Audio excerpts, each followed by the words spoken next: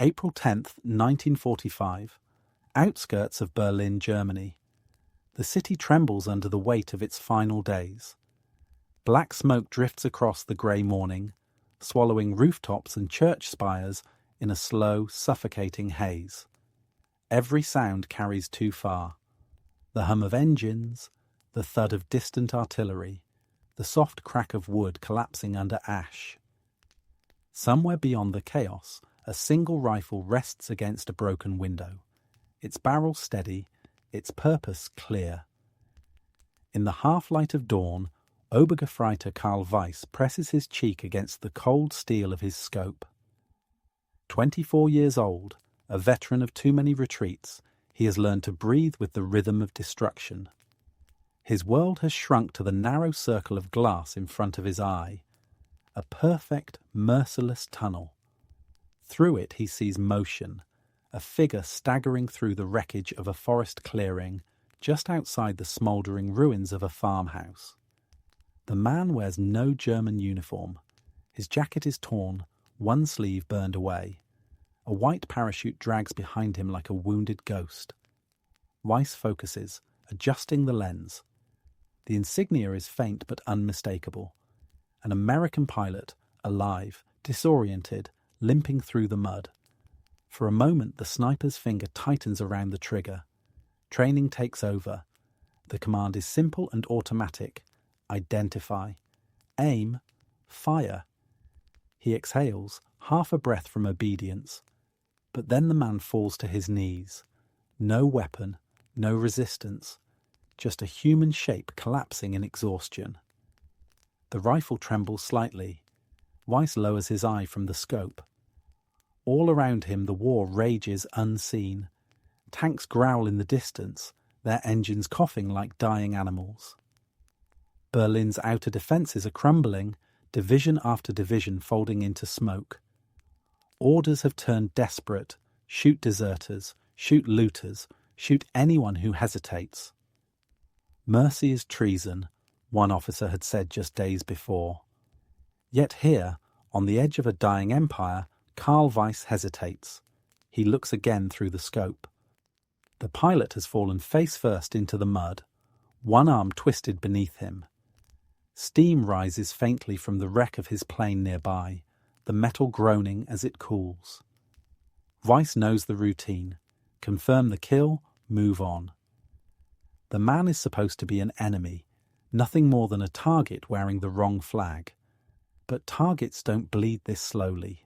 They don't clutch their chest like that. They don't look so small. Weiss lowers the rifle completely and listens. The silence feels heavier than gunfire. He can hear his own heartbeat beneath the ringing of distant artillery. His fingers ache from cold. In the pocket of his coat, a folded order paper rubs against his palm. Hold position. No mercy to the enemy. No exceptions. He looks toward the smoke again. The American isn't moving. Weiss swallows hard, his throat dry as dust. He tells himself to walk away, to forget what he saw. But something inside him, maybe exhaustion, maybe conscience, refuses. For the first time in months he wants to see something survive. He slips from the window, rifle slung over his shoulder, boots crunching softly through the frost.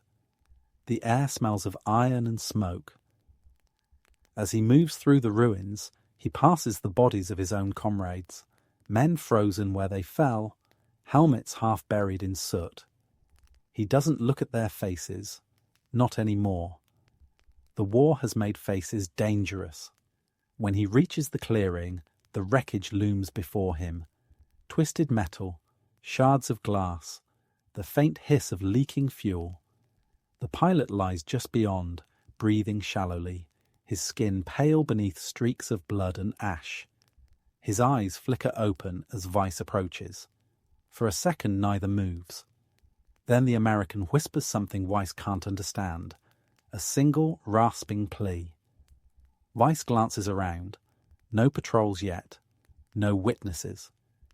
He crouches beside the man and presses 2 fingers to his neck. A pulse. Weak, but there. The pilot's hand twitches, clutching at Weiss's sleeve. For a heartbeat, it feels like gravity itself has shifted. Enemy or not, the line between killer and savior has thinned to a breath. He hears footsteps far off, German voices calling, searching. Instinct screams to finish it, to silence the evidence. One shot and this moment vanishes into smoke like every other. No questions, no guilt. But when he looks down again, the pilot's eyes are still open, wide and frightened but alive, so unbearably alive. Weiss exhales slowly, then does the unthinkable. He hooks his arms under the man's shoulders, lifting him from the mud. The pilot groans in pain, too weak to resist. They move awkwardly, stumbling through the trees toward the ruins of a nearby barn. Each step feels louder than artillery. The sniper's breath fogs in the cold air, his heart pounding with every risk. Inside the barn, the air is damp and sweet with decay. Straw litters the floor, mixed with dust and old oil. Weiss lowers the pilot gently against the wall, tearing off part of his own undershirt to bind a wound on the man's leg. The bleeding slows. The pilot's breathing steadies, though his eyes flutter shut. Outside, the voices grow closer, echoing through the trees. Search teams. Weiss shoulders his rifle again, aiming toward the door, but his hands won't stay still. He knows what happens if they find him here. Aiding the enemy is a death sentence. Yet somehow the fear feels less real than the sound of the man breathing beside him. He looks down once more at the American, at the mud caked on his uniform, at the faint rise and fall of his chest. Then Weiss whispers under his breath, not a prayer, not an excuse, just 3 words he hasn't spoken since the war began. Stay alive, bitter. And for the first time since the fighting started, he means it. The night air hung thick with smoke and silence. Beyond the barn's half-collapsed walls, the distant boom of artillery rolled like thunder, echoing across the empty fields outside Berlin. Karl Weiss sat on a crate near the door, his rifle across his knees, his mind unravelling the weight of what he'd just done. The American was still alive. Barely. His name, stitched faintly above a blood-soaked pocket, read Lieutenant Daniel Harris. He stirred occasionally, murmuring in feverish fragments names, numbers, maybe prayers. Each sound reminded Weiss that the man on the floor was not supposed to exist anymore. Every breath he took was a crime Weiss now shared. He checked the bindings again. The makeshift bandage was already dark with blood. Weiss tore a strip from his coat lining, replacing it with quiet precision. His hands moved like those of a man repairing a weapon, not saving a life. He wasn't trained for mercy. He was trained for efficiency. Yet here, among broken beams and burned straw, compassion felt like the only thing left worth practicing. A soft knock of wind nudged the barn door open. Weiss froze. Voices drifted in from the road. German, maybe 2 men. Search patrol. His pulse kicked. He grabbed his rifle and peered through the gap in the boards. Lantern light flickered between the trees. Check the wreck, one voice said. Pilot might still be alive. Orders are to finish anyone found. Weiss's throat went dry. He glanced back at Harris, whose chest rose in uneven waves. The American wouldn't survive another move. Weiss made his choice without thinking. He pulled a tarp over the man's body, scattered straw across it, and stepped outside into the cold. The 2 soldiers approached, rifles slung, faces smeared with soot and fatigue. They recognized Weiss instantly, the sniper from Company F. One nodded. Anything here? He shook his head. Nothing but a burned-out shed. Plane came down east of the ridge. The older soldier frowned, lifting his lantern. We heard something. Rats, Weiss replied. His voice didn't tremble, though every muscle in his body wanted to, whole places crawling with them. The light swept past the doorway. For a moment it caught the faint outline of a boot beneath the tarp inside. Weiss shifted slightly, blocking the view. "You're wasting time," he said quietly. "The Soviets will be here before dawn. If you want to live, move west." That did it. The men exchanged nervous glances. Fear of the Red Army outweighed curiosity. They muttered curses, turned, and vanished into the fog. Weiss stood there a moment longer, listening until their footsteps disappeared. Then he exhaled slow, shaking, almost disbelieving. He returned to the barn, closing the door behind him. Harris was still breathing. The lantern light painted his face pale and fragile. "Verdammt," Weiss whispered, sinking to the ground. "What am I doing?" He thought of his orders, of the captain who had told them mercy was betrayal. Yet he couldn't bring himself to regret it. Maybe it was exhaustion. Maybe it was that, in the dying breath of a lost war, he no longer cared about rules written by men who'd already abandoned their souls. Hours passed. The sky outside turned from black to the faint grey of dawn. Weiss found a rusted canteen, half full of rainwater, and held it to the pilot's lips. Harris swallowed weakly, eyes flickering open for the first time. They were startlingly blue, unfocused but aware. Weiss hesitated, then spoke in broken English.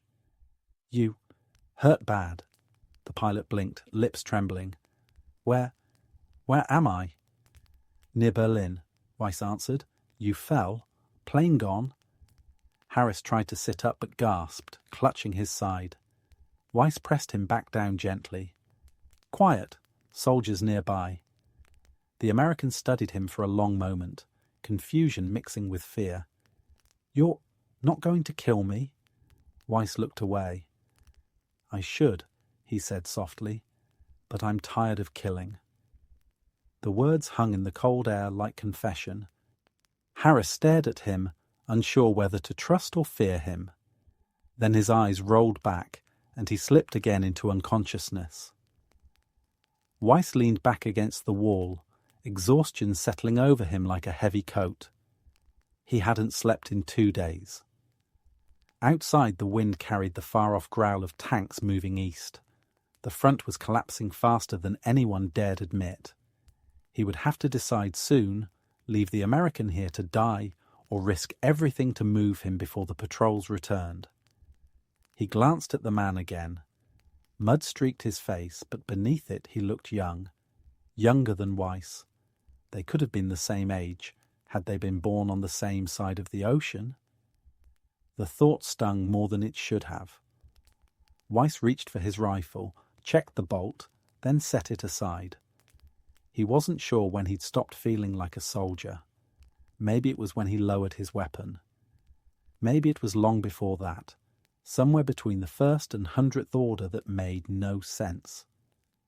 The wind shifted again, carrying faint sirens from the city.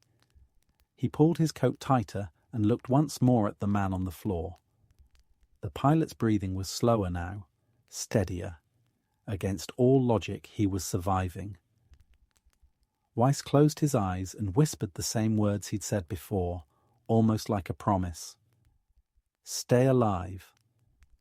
Outside, the first light of dawn crept through the cracks in the wood, painting 2 silhouettes against the barn wall.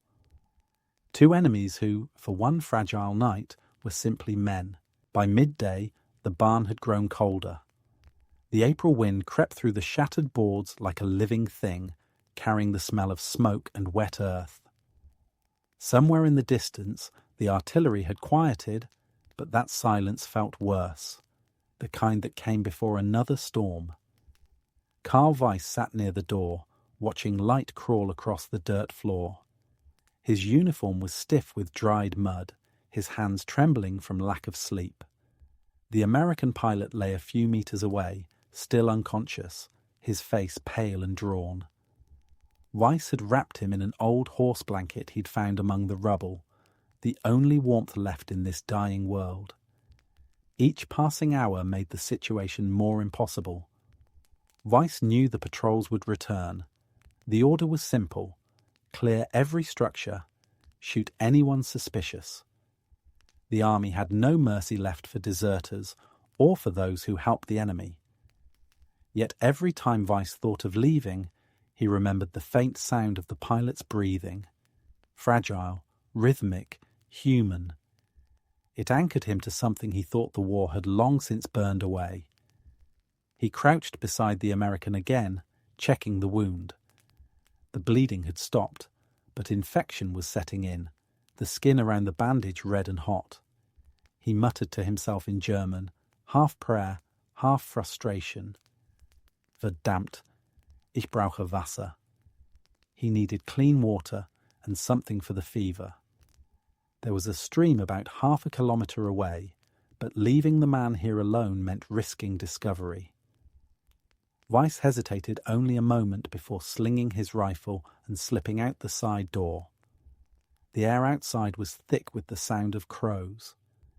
Fields stretched into the grey horizon, littered with the blackened shells of vehicles. Berlin loomed faintly in the distance, its skyline jagged and burning. He kept low, moving between the hedgerows until he reached the small stream. He filled his canteen, then spotted something unexpected. A farmhouse, half collapsed but still standing. He crept closer. The front door hung crooked, swinging with the wind.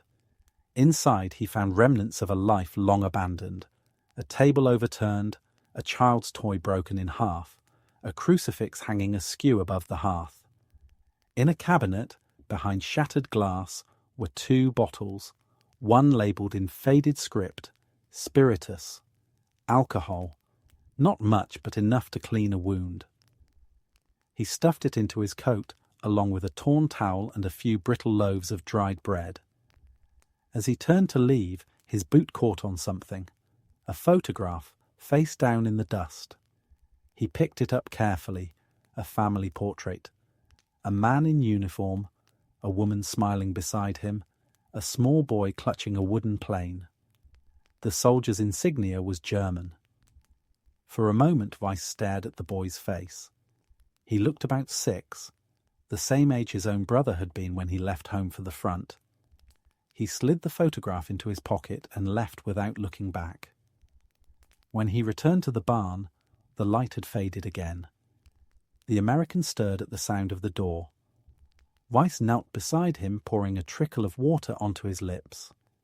The pilot coughed weakly, eyes fluttering open. "You came back," he whispered. Weiss nodded. "You need drink, then rest." Harris tried to speak, but his throat was too dry. He managed only one word. "Why?" The question hung in the air like smoke. Weiss didn't answer immediately. He cleaned the wound with the alcohol, ignoring the faint tremor in his hands. "Because," he said finally, voice low, "no one else would." Harris winced as the sting bit into his skin. "You'll get shot for this." "I know." Weiss tightened the bandage, glancing toward the door. "I have seen enough dying." For a while neither spoke. The only sound was the wind through the cracks, the faint rasp of breathing. Outside the crows had quieted, as if even they were listening. Weiss broke a piece of the stale bread and handed it over. Harris stared at it for a long moment before taking it with a shaking hand. "You speak good English," he said, voice faint. Weiss gave a small smile that didn't reach his eyes. "Enough to understand when someone begs for mercy." That silenced them both. As the hours passed, Weiss listened for movement beyond the walls. Once a truck rumbled down the nearby road, its gears grinding like teeth. He pressed a finger to his lips, motioning for Harris to stay quiet. They waited until the sound faded into distance. When the danger passed, Weiss sat down across from the pilot, resting his rifle beside him. The exhaustion pressed harder now, heavier than fear. "You have family?" he asked quietly. Harris blinked, surprised. In Ohio. Wife. Little girl. Weiss nodded slowly. Good. You go home when this ends. Harris looked at him confused. And you? Weiss didn't answer right away. His eyes drifted toward the far wall, where a shaft of dying sunlight cut across the straw. I don't know, he said finally. Maybe I stay here. Maybe I disappear. The American studied him, then said softly, You don't seem like a Nazi. Weiss gave a bitter laugh. Most of us aren't. We're just trying not to die. The silence that followed wasn't heavy. It was human. For a few moments the barn no longer felt like a hiding place but a fragile island, one where two enemies had somehow escaped the war, if only for a night. Weiss leaned his head back against the wall and closed his eyes. Outside, the sky burned faintly orange from the fires of a dying city. Inside, two men, once strangers, once enemies, breathed in rhythm with the wind, each pretending not to hope for morning. The next morning arrived grey and hollow, as if the sun itself had forgotten how to rise. A low mist rolled through the broken countryside, wrapping the barn in damp silence. Somewhere beyond the tree line, the sound of tank treads ground against the earth, distant, steady, merciless. Karl Weiss awoke with his rifle still across his lap. For a brief, confused second, he thought he was back on the front lines. Then the faint cough behind him reminded him otherwise. The American pilot, Lieutenant Harris, was awake again, weak but aware. Weiss turned slowly, careful not to startle him. You still breathing? Weiss murmured in German-accented English. Good sign. Harris gave a faint, weary smile. I suppose I have you to thank for that. Weiss didn't answer. He poured a small amount of water into the pilot's palm and handed over a scrap of bread. Eat slow. The pilot did as he was told, his hands trembling from weakness. Weiss watched him in silence, his mind churning with calculations. Every minute they stayed here increased the risk. Patrols were moving closer. The Red Army was less than 30 kilometers away. His own unit had likely been wiped out or scattered. He was in every sense a man without a country. You can't stay here, Harris said quietly after a moment. They'll find you. Both of us. Weiss's eyes flicked toward the door. I know.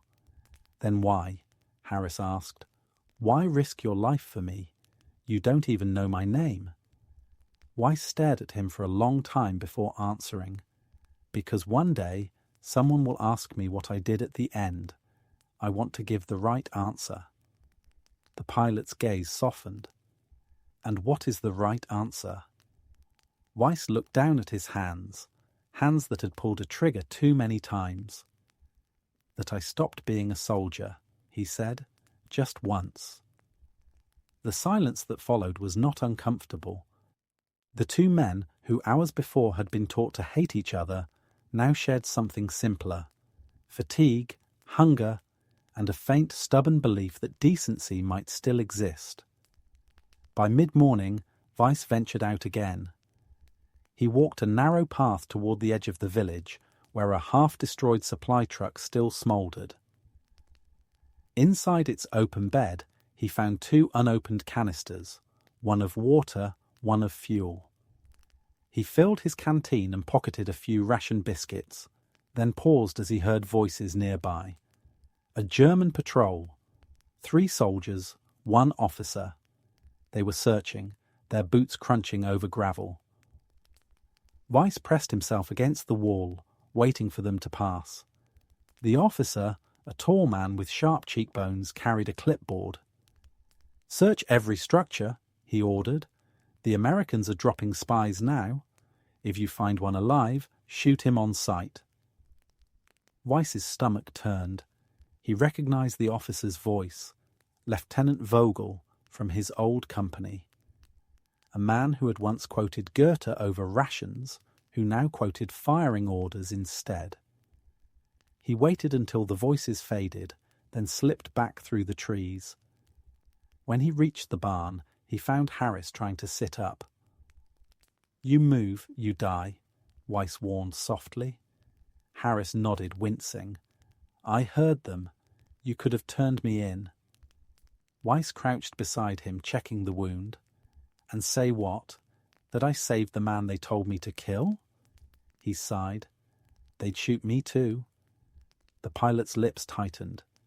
"So we're both fugitives now. Maybe." Weiss adjusted the bandage again, slower this time. "Maybe that's what makes us free." Outside, the sound of the tanks drew closer.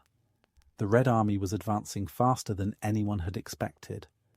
Weiss could already see the faint shimmer of smoke rising from the eastern horizon, the fires of Berlin's outer defences collapsing. Time was running out. He rose and paced the barn, thinking. There was only one chance: guide the American toward the western fields, where Allied lines were rumoured to be advancing. It was madness. But madness was all that remained. "We leave tonight," he said suddenly. Harris blinked. "We?" Weiss met his gaze. "You can't walk far. You need help. I know the roads." The pilot hesitated. "If we're caught—" "We die," Weiss interrupted flatly. "But if we stay, we die slower." That ended the argument. The rest of the day crawled by under a low ceiling of smoke. Weiss prepared what little they had: a scrap of food, a single canteen, a rusted Luger he had taken from a dead officer weeks ago. Every sound outside the barn made his hand twitch toward his rifle. When the sun began to sink, he looked once more at the pilot. "When it's dark, we move." Harris nodded weakly. "You don't have to do this, you know." Weiss gave a small, tired smile. "I know, but I think I do." As twilight settled, they waited, two silhouettes among ruins, listening to the low hum of a world collapsing. Weiss glanced once more at the fading light through the cracks in the wood and whispered, almost to himself, "If there is a God left in this war, he'll forgive us both." The American heard him and said quietly, "He already has." And for a moment, before the darkness swallowed them whole, Karl Weiss almost believed him. Night came slow and heavy, blanketing the countryside in a pale, sickly moonlight. The fires of Berlin painted the horizon red, glowing faintly like the last embers of a dying civilization. Every sound, every creak of timber, every gust of wind seemed to whisper, "Run while you still can." Karl Weiss waited until the voices of the last patrol faded into the distance before moving. He helped Lieutenant Harris sit up, careful not to reopen the wound. The pilot's face was grey with fever, but his eyes were clear. There was no time for words. Weiss handed him a tattered coat, one stripped of insignia, and motioned for him to put it on. They stepped out into the cold night. The air was sharp, smelling of smoke and metal. The stars above were hidden behind a haze of distant gunfire. The barn, their fragile sanctuary, stood silent behind them, already dissolving into memory. Weiss led the way through the field, keeping low, guiding Harris along the muddy path between dead trees. Each step felt borrowed, stolen from fate. In the distance, the faint rumble of artillery drew closer, a grim reminder that the war hadn't stopped for their mercy. Harris stumbled once, nearly falling. Weiss caught him under the arm, steadying him. "Easy," he whispered. "Only a few more kilometers." The pilot managed a small, breathless laugh. "You said that an hour ago." Weiss almost smiled. "Then I was lying." They reached a shallow ditch and crouched inside it as headlights swept across the nearby road. A German truck convoy rolled past, soldiers with blank faces, uniforms torn, eyes sunken from defeat. None of them looked up. They were ghosts already. When the convoy passed, Weiss waited another minute before speaking. "We head west," he said. There's a bridge near Teltow Canal. If we cross, you might find your lines." "You mean we," Harris corrected softly. Weiss shook his head. "No, I can't. My name, my uniform, it means death on both sides." Harris wanted to argue, but the words caught in his throat. He saw the truth in the German's eyes, the calm acceptance of a man who had already said goodbye to his life. They pressed on, crawling through the ruins of what had once been a village. Windows shattered, doors blown apart, the air thick with the smell of damp ash. Somewhere, a church bell lay broken in the street, its cracked body reflecting moonlight like glass. Weiss paused near a stone wall, scanning the distance.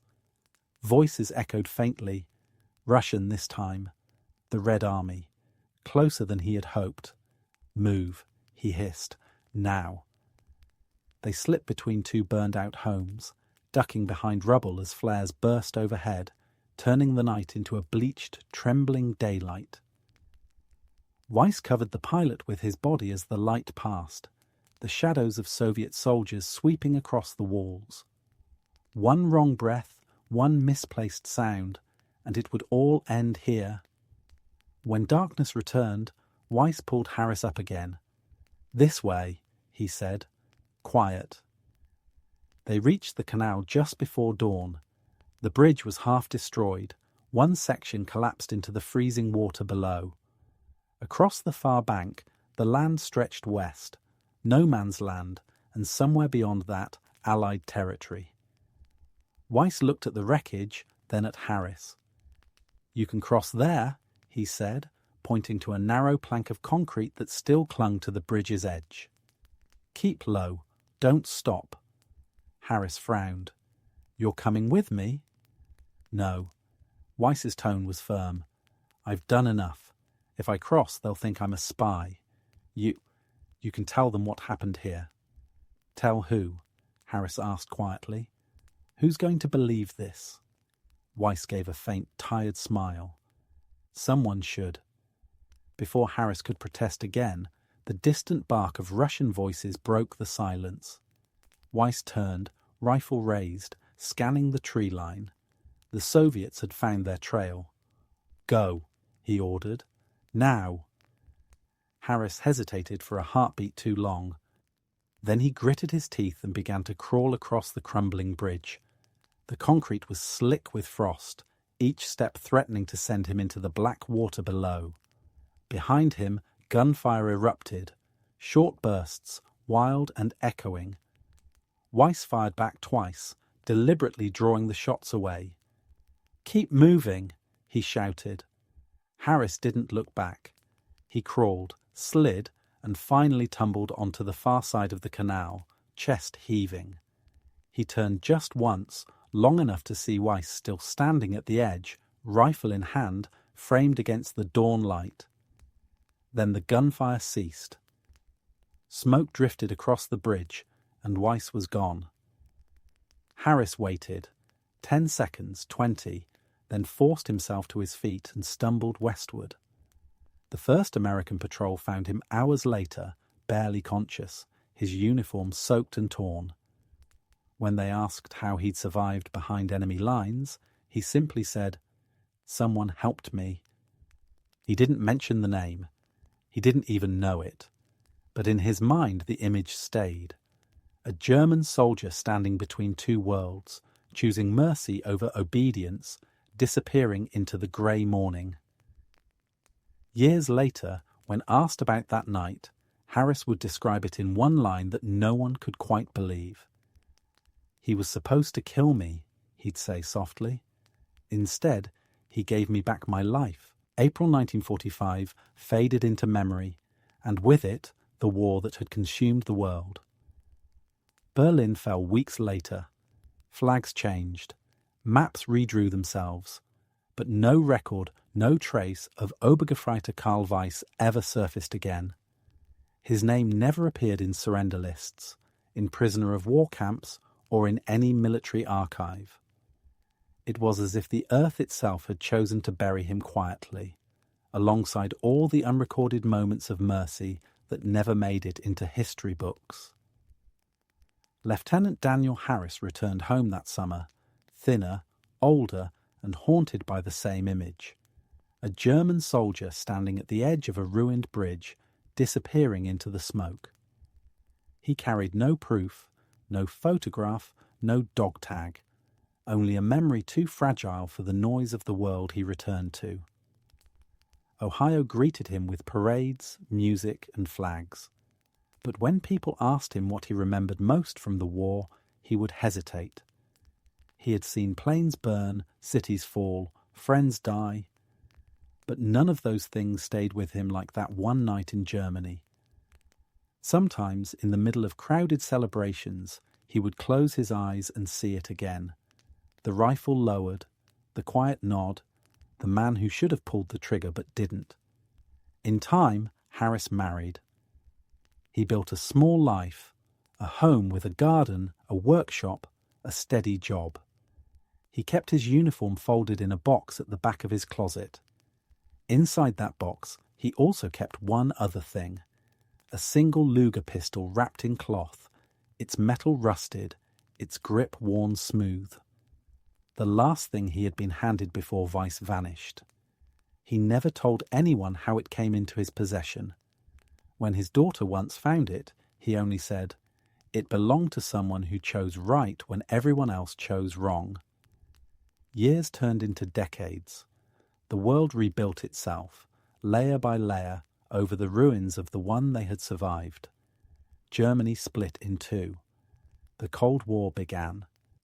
Berlin, the same city that had burned red that April, became divided again, this time by concrete instead of fire. And in all those years, neither side remembered Karl Weiss. But Harris did. In 1964, almost 20 years after the war, he returned to Germany as part of a trade mission. His hair was greyer, his gait slower, but the landscapes of his memory were still vivid. On his last day in Berlin, he hired a driver and asked to be taken south, toward the Taltow Canal.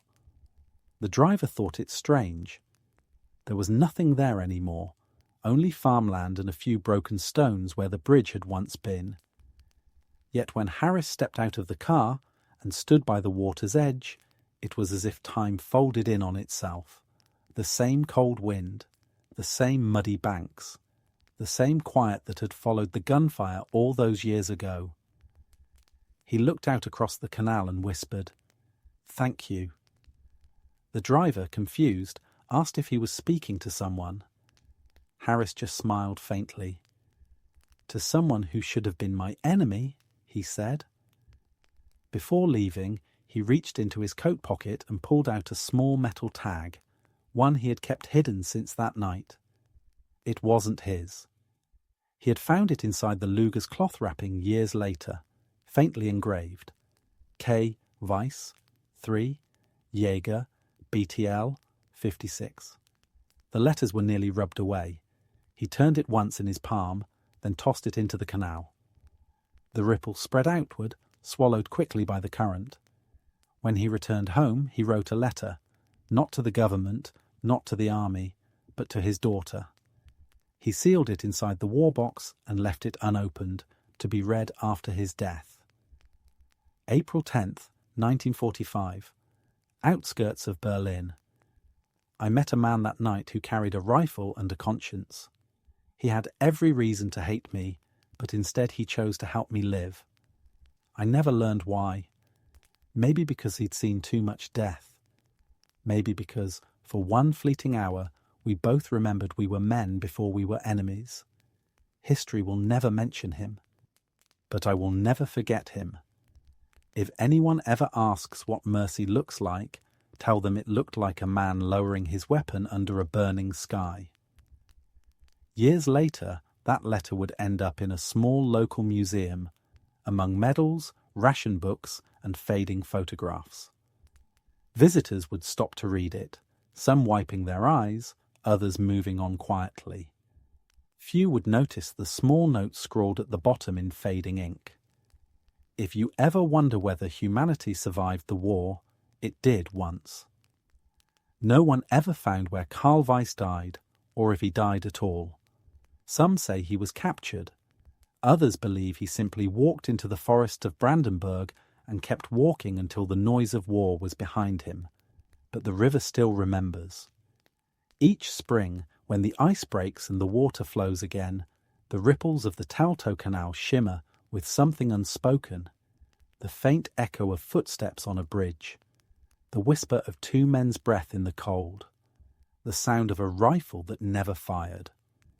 And for those who still listen closely enough, the wind seems to say what history never did. He chose not to kill.